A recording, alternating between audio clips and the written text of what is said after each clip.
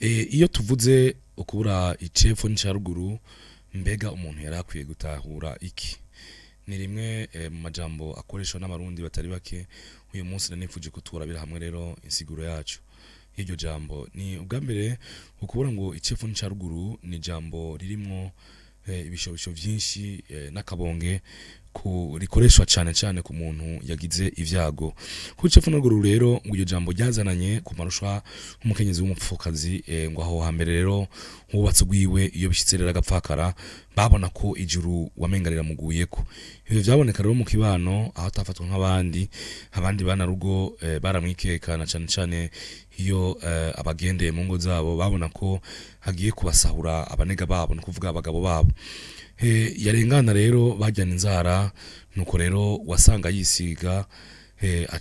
yisiga ntibamubone yasa n'uwamacura intimba avuga ko atagira icepfo n'icaruguru atagira shinge na rugero nk'icyo twabisiguye ejo shinge na rugero ko ari ukubura kumbure ico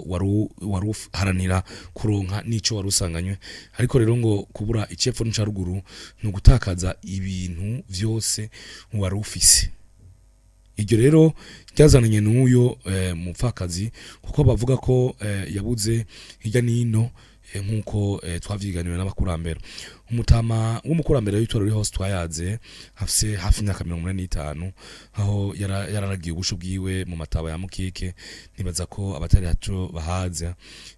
hari mu mataha inyambo yifitiye inkono y'itabi ku munwa niwe yadusigiye vyinshi rero vyaho hambere na cyane umubabaro amahano agahinda intuntu n'irungu vyaranga umufasoniro yabuze we wubakanye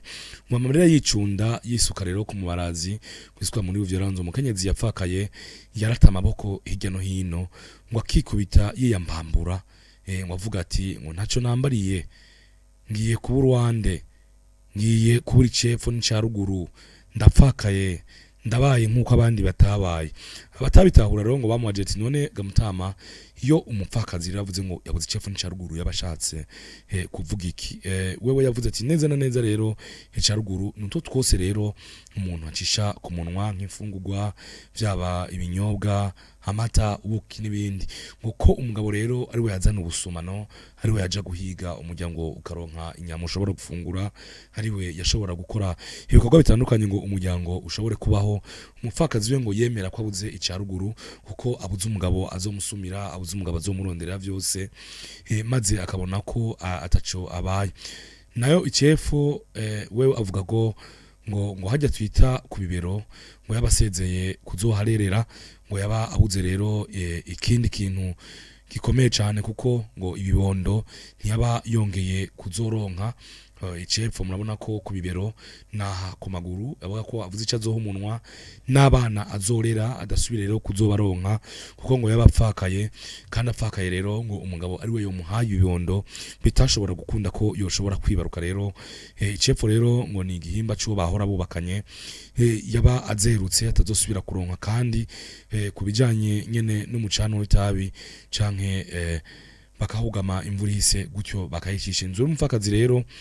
ngo icayi kubwira ngo ntiyagira isunzu ryo hejuru y'umusakaro mu nyubako zaho hambere kuko iyo umugabo amaze gupfa ngo baca bawukurako kugira berekane ko ari urugo rutagira umugabo naho rero havuye iryo jambo